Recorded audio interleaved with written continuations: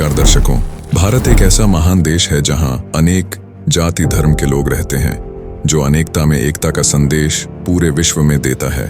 यही वजह है कि भारत में पूरे वर्ष त्योहारों का मौसम बना रहता है, चाहे वह हिंदू, मुस्लिम, सिख, ईसाई, जैन, बौद्ध धर्म का ही त्योहार क्यों ना हो। ऐसा ही एक इस्लाम धर्म का पर्व है ईद उल फितर, जिसे मीठी ईद के नाम से भी जाना जाता है, जिसे रमजान के आखिरी दिन चांद दिखाई देने के बाद मनाया जाता है। जैसा कि हम सभी जानते हैं कि हर घटना का एक इतिहास होता है, इसी तरह ईद उल फितर का भी एक इतिहास है, जिसे मुस्लिम समाज जंग-ए-बदर जोड़कर देखता है। इतिहास के मुताबिक मुस्लिम राष्ट्र सऊदी अरब में मदीना शहर से लगभग 200 किलोमीटर दूर स्थित एक बदर नामक कुआं था, जहां सन 624 ईस्वी में पैगंबर मोहम्मद और अबू जहल के बीच जंग-ए-बदर हुई थी। इसलिए इस जगह का नाम भी इतिहास के पन्नों में जंग-ए-बदर के नाम से दर्ज है। इस जंग में पैगंबर मोहम्मद के साथ मात्र 313 सैनिक थे और अबू जहल के साथ 1300 से भी ज्यादा सैनिक थे, लेकिन फिर भी जीत पैगंबर हजरत मोहम्मद ने ही हासिल की थी। जिसके बाद पैगंबर मोहम्मद ने अपने सभी सैनिकों का तहे दिल से शुक्रिया अदा किया और जंग-ए-बदर की जंग जीतने की खुशी में उन्होंने एक दूसरे को गले मिलकर खुशी के आंसू बहाते हुए खुशियां मनाई और गरीबों में मिठाइयाँ, कपड़े एवं उपहार आदि फितरा अर्थात दान दिया था। तब से ईद उल फितर यानी मीठी ईद मनाई जाने लगी।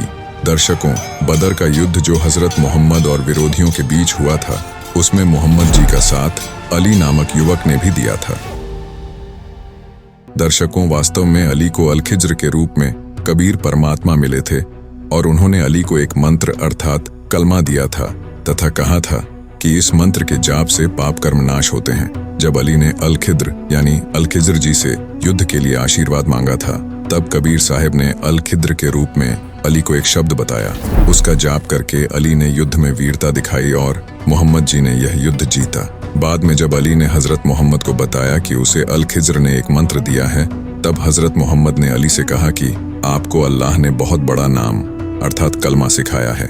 वहीं अली ने कहा कि मैं युद्ध के समय में भी उसी नाम का जाप किया था। इस विषय में कबीर परमात्मा की समर्थता से परिचित होने के बाद संत गरीबदास जी महाराज जी ने बताया है कि गरीब अली अल्लाह में भेद क्या, एकई नूर जहूर, मोहम्मद की तो मदती परी, हो रहे चकनाचूर।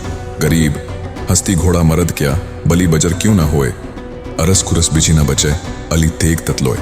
गरीब सतरी कदम कटय कटक, जय अली फिरावे तेग, खड्डी करे आसमान को तो सप्त सुरग पर बेग। गरीब अली अल्लाह का शेर है, सीना स्वाफ शरीर, कृष्ण अली एक कली, न्यारी कला कबीर। गरीब अल्लाह वृक्ष अली पान है, जरी जरी पर अनंत, कृष्ण कली दर कली हैं, अगम कबीरा पंथ। गरीब अली अली लो हो गए, मोहम्मद पदम पचाव, कबीर एक का एक है, दूजा नहीं मिला। उपरोक्त वाणियों में संत गरीबदास जी ने बताया है कि अली नाम का मुसलमान पूर्व जन्म की भक्ति के कारण सिद्ध शक्ति युक्त था। उसने हजरत मोहम्मद जी की विशेष सहायता की थी। संत गरीबदास जी ने अली की शक्ति का वर्णन करते हुए कहा है, अली अल्लाह अर्थात परमात्मा का शेर था। जब वह तेग यानी तलवार से वार करता था तो 70 कदम तक दुश्मन की सेना कट जाती थी और तलवार को आसमान की ओर खड़ी करता था तो 7 आसमान तक जाती थी। अली भी श्री कृष्ण की श्रेणी का शक्तिशाली देवता था। ऐसे ऐसे अली तो असंख्यों हो चुके हैं, कृष्ण 3 करोड़ हो चुके हैं। कबीर परमेश्वर इन सब से भिन्न है, वह समर्थ है। सत्य भक्ति सत्य पुरुष कबीर की किए बिना ये संसार में बनी महिमा व्यर्थ है। अली जैसे अलीलों हो चुके हैं, मोहम्मद जैसे 50 पदम हो चुके हैं, कबीर परमेश्वर एक का एक है। दर्शकों, पृथ्वी पर मौजूद सभी जीव अल्लाह कबीर जी की संतान हैं और उनके कल्याणार्थ कबीर परमेश्वर चारों युगों में आते हैं और अच्छी आत्माओं को मिलते हैं, उन्हें तत्व ज्ञान समझाते हैं। इसी विधान अनुसार अच्छी आत्मा हजरत मोहम्मद जी को कबीर साहिब यानी अल्लाहू अकबर मिले, उन्हें तत्व ज्ञान समझाया और सतलोक दिखाया। इस बारे में कबीर परमेश्वर ने संत गरीबदास जी को बताया कि हम मोहम्मद को वहां सतलोक ले गयो, इच्छा रूपी वहां नहीं रहो, उल्ट मोहम्मद महल शरीर में पठाया, गुज बीरज एक कलमा लाया। अर्थात मोहम्मद साहिब की आत्मा को पूर्ण परमात्मा अल्लाह कबीर अपने यथास्थान सतलोक में ले गए, जहां पर जाने के बाद जीव का फिर पुनर्जन्म नहीं होता। उसको सतलोक कहते हैं। यह वास्तविक जन्नत है। मोहम्मद मोहम्मद साहब को यह मालूम हुआ कि यहाँ पर आने के बाद जीव का फिर जन्म नहीं होता। फिर भी अपने उस पुराने ज्ञान के आधार पर और पृथ्वी पर उनके 1,80,000 अनुयायियों से प्राप्त प्रभुता के कारण मोहम्मद जी सतलोक में नहीं रहे। कादर अल्लाह कबीर पर विश्वास नहीं किया, वहां पर रहना स्वीकार नहीं किया और वापस पृथ्वी पर ही आ गए।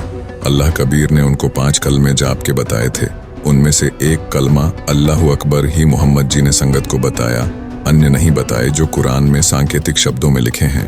बाखबर संत रामपाल जी महाराज जी बताते हैं कि उन्हीं अल्लाह कबीर की इबादत करने का संकेत कुरान पाक का ज्ञान देने वाले खुदा ने कुरान शरीफ सूरत फुरकानी 25 आयत 52 से 59 में कहा है कि ऐ पैगंबर, उस कबीर अल्लाह पर विश्वास रख जो तुझे जिंदा महात्मा के रूप में आकर मिला था।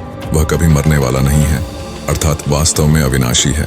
वह कबीर अल्लाह अर्थात कबीरदेव पूजा के योग्य है तथा वह अपने उपासकों के सर्व पापों को विनाश करने वाला है। तथा कबीर अल्लाह वही है जिसने जमीन तथा आसमान के बीच में जो कुछ विद्यमान है अर्थात सर्व कायनात की रचना 6 दिन में की तथा 7वें दिन ऊपर अपने सतलोक में तख्त अर्थात सिंहासन पर विराजमान हो गया। उस अल्लाह कबीर के विषय में जानकारी किसी बाखबर से पूछो, अर्थात कुरान ज्ञानदाता उस अल्लाहु अकबर के विषय में संपूर्ण जानकारी नहीं रखता और ना ही अल्लाह कबीर की भक्ति के विषय में संपूर्ण जानकारी रखता। दर्शकों, आपकी जानकारी के लिए बता दें, पूरा मुस्लिम समाज कबीर का अर्थ बड़ा करता है, जिसके विषय में नानक जी ने भाई बाले वाली जन्म साखी के पृष्ठ 189 पर एक काजी रुकनदीन के प्रश्न का उत्तर देते हुए कहा है, खालक आदम सिरजिया आलम बड़ा कबीर, कायम दायम कुदरती सिर पीरांद पीर, सैयदे सजदे करे खुदाइनु आलम बड़ा कबीर। भावार्थ है कि जिस परमात्मा ने आदम जी, जिसे इस्लाम धर्म, ईसाई धर्म और यहूदी धर्म के लोग अपना प्रथम पुरुष मानते हैं, की उत्पत्ति की, वह सबसे बड़ा परमात्मा कबीर है।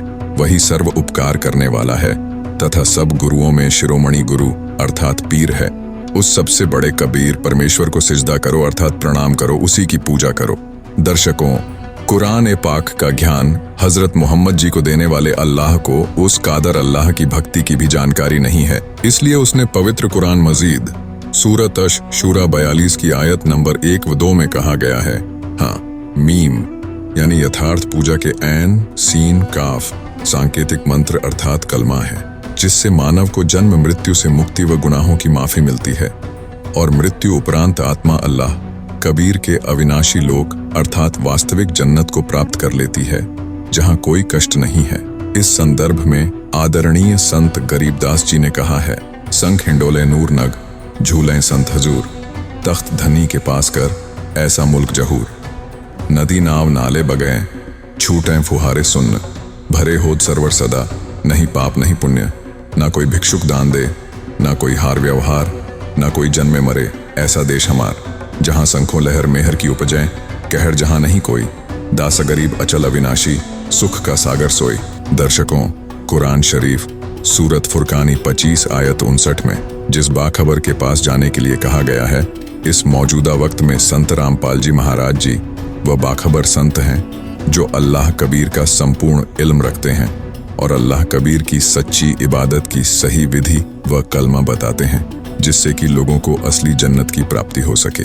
अतः अल्लाह कबीर की सच्ची इबादत को जानने के लिए संत रामपाल जी महाराज द्वारा लिखित पाक पुस्तक मुसलमान नहीं समझे ज्ञान कुरान को संत रामपाल जी महाराज ऐप से फ्री में डाउनलोड करके पढ़े या यूट्यूब चैनल मुसलमान नहीं समझे ज्ञान कुरान को प्रतिदिन देखिए।